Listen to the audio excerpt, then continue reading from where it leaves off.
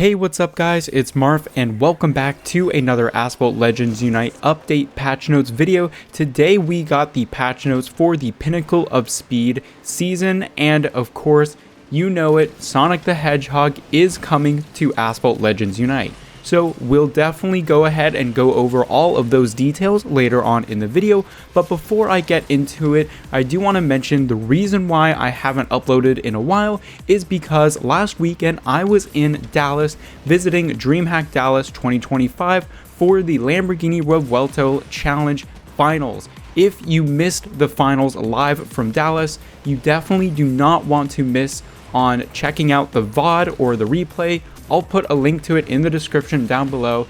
Personally, I feel like it was one of my best commentaries yet, so I think you guys will really enjoy the esports action, and if you guys go and support it, maybe we can get more esports events soon.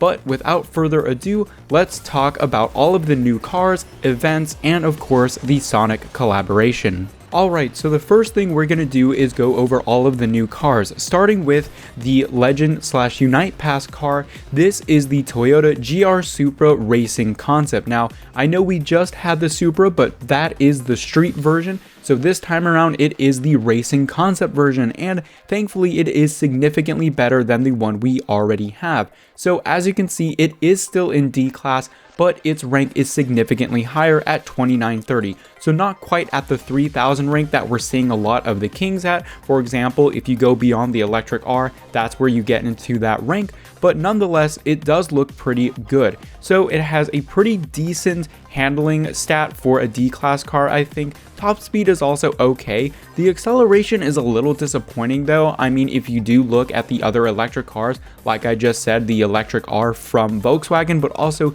the Mustang Mach-E and the DS E10's Performance, they will have a lot better acceleration. So it seems like the standout feature for the GR Supra is going to be that slightly higher top speed. With Nitro, it looks like you will be able to go over 200 miles per hour, which is actually quite rare, surprisingly, for the high end of D class. Obviously, you do have the TVR Griffith, but when you get to those racing focused cars, it seems like they have quite low top speeds, so this will be a good car to balance those out. Next up, moving up to C class, we have the Nissan ZGT4, and this looks like it is a very good C class car. Because the update is already out, you can see that in the game, it sits right at the very tippy top of C class. So for sure, this is going to be a great performer. You can see some of its standout features are probably the acceleration, top speed, and nitro. The acceleration is definitely like okay. 81 isn't the top of the game for sure, but it does have pretty good top speed for C class, but nitro also looks like it's going to be quite good, so this might be a killer car for multiplayer. Next up, moving up a class yet again to B class, we have the Formula E Gen 3 Evo Championship Edition, and obviously, you can see one of those bars is much higher than the others, and that would be acceleration at just over 90, which is pretty incredible. So especially for B class, this could be pretty killer for multiplayer. What I will say though is once you get into those higher ranks with much higher top speed cars, I don't think it'll compete that well, but obviously for those lower ranks, it's going to be a beast. Now it does sit next to that Chevrolet Corvette Grand Sport, so again, you're not going to be rushing through Legend League with this type of car, but it's going to be very good in those middle of the road ranks like Gold and maybe into Platinum League. But overall, this looks like a killer car for multiplayer, especially because of that acceleration. Next up, we have what may be my personal favorite car in this update, the SSC Ultimate Aero Twin Turbo. That's what the TT stands for. Unfortunately, it isn't my Audi TT. But anyway, this is a pretty decent S-Class car. Now, it's not a King, and in fact, like I said, since these cars are in the game now, you can see that it's right below the Chiron Pure Sport and above the Tushek TS900. So you're not going to be beating out the Bolides or the Jesko Absolutes, but this could be a pretty good car in general. Now, you will see the standout is going to be that combination of top speed and nitro. So again, this is going to be a bit of an easier car to drive, but it's not going to be wrecking any other high-end S-Class cars anytime soon, but it is definitely a solid addition to the game and one of those iconic cars that we've all been waiting quite a long time for.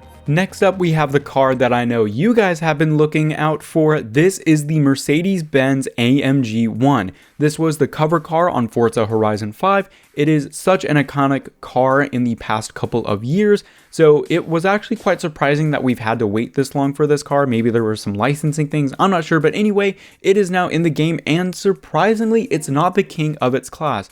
Don't get me wrong, it is pretty good in A-class, but it does sit in between the Ferrari SF90 XX Stradale and the Ferrari LaFerrari Aperta. So again, not going to be killing any kings anytime soon, but it is quite good. You can see it has a pretty decent stat selection overall, nothing that's super crazy or underranked or overranked in my opinion, but it does have the average 230 mile per hour top speed with nitro. Seems like it'll be 235, I think. So again, sort of middle of the road in terms of A class, not going to be anything crazy, but I do think that the combination of stats will be pretty good for multiplayer. Even though the acceleration is a little low, it seems like it's going to have significantly better handling and nitro compared to some of the other cars. So again, that's where you're going to want to look out for this car in multiplayer. And last but certainly not least, we have another LEGO Technic car. This time it's the Aston Martin Valkyrie. Now it's not quite going to be an amazing car,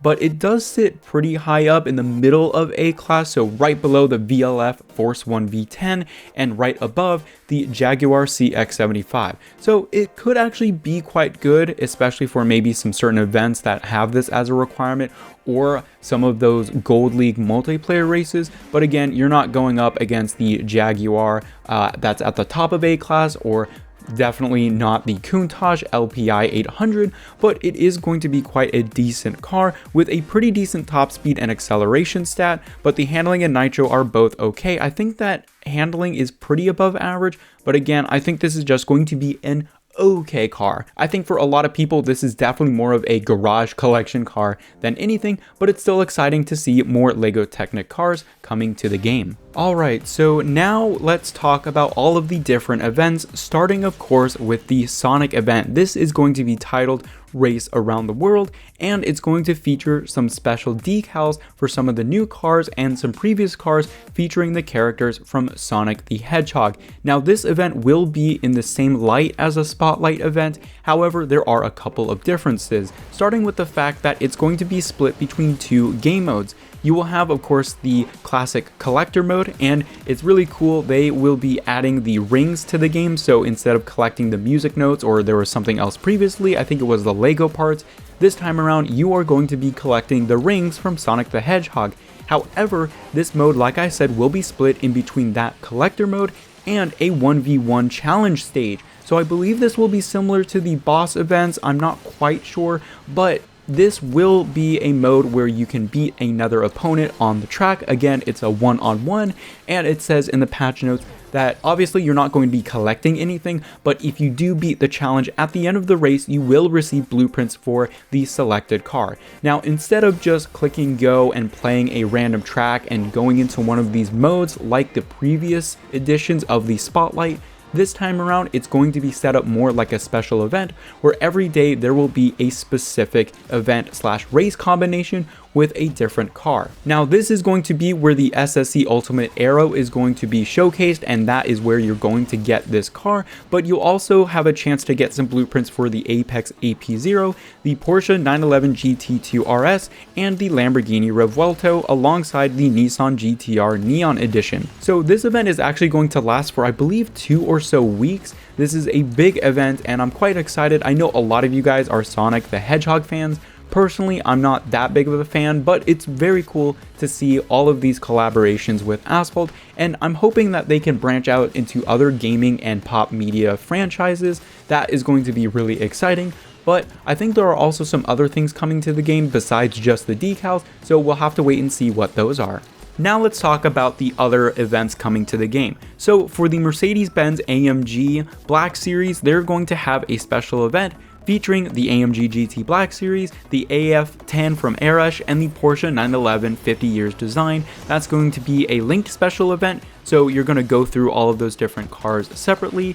and there's going to be an AMG 1 event. So I know I baited you guys when I said AMG, but for the AMG 1, not the AMG GT, so for the new car, it's going to be obtainable via a Grand Prix. So that's going to start again after those other events, and again you'll just have to get the key through the Grand Prix. There's also going to be a linked special event for the Lamborghini SC63, and these linked events that I'm talking about, I believe this is going to work similarly to the British Tour season that they've mentioned in the patch notes. So it's going to be like a mini special event lasting around only a week, so that's where you're going to have the opportunity to get blueprints for these cars. Another car added to this linked special event section is the 911 GT3 RS, and we will also have yet another Grand Prix featuring the Aston Martin Valkyrie from Lego Technic. So previous Lego cars were unlockable via the collector event, or with the Senna, it's been going through a daily event that's come around every once in a while, but for the Aston Martin Valkyrie Lego Technic car, that's going to be obtainable through a Grand Prix. Another car for the linked special events is going to be the Hackintosh LPI 800. Now, hopefully this will include the key for that car, because it's been quite a while since I've seen that car come back.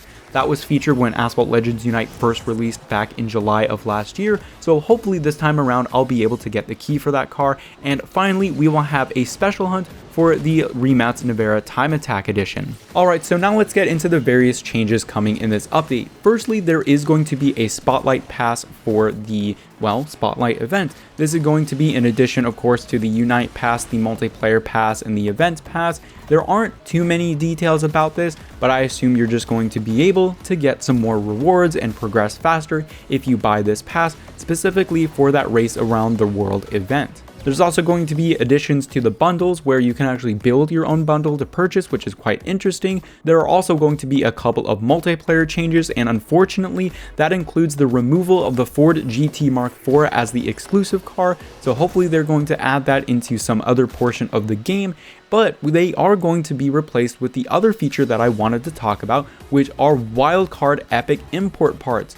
So just like wildcards, you will get these cards for specific classes, so D, B, A, S, etc. But instead of applying just the blueprints for the car, these will be used as epic import parts. So I'm sure all of you guys have that one car where you may need just one of those epic import parts to fully max out, but you haven't been able to get it.